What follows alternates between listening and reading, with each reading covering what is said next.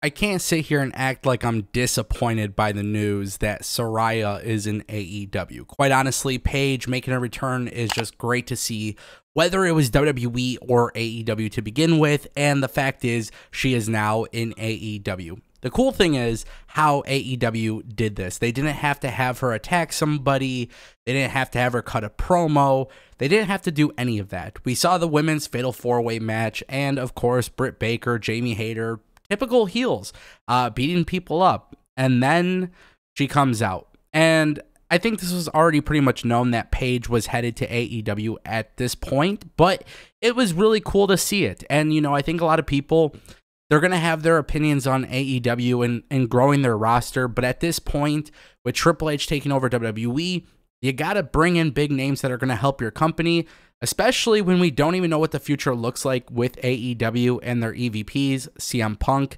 You know, it's definitely an interesting time when it comes to AEW. And, of course, you got to keep in mind that they're going to have ROH, which will obviously help alleviate a little bit of that bloated roster. But yeah, I mean, Paige has great music. She's known as Saraya. So Knight, the name Knight isn't part of the presentation or anything like that. Saraya will be competing in AEW under the women's division. So it appears that she's medically cleared.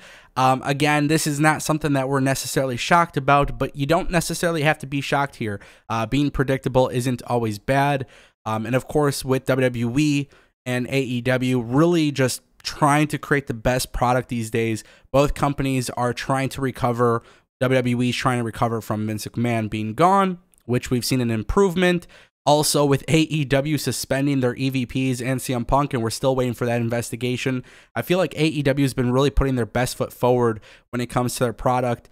It's exciting to see. Now, the women's division needed some help.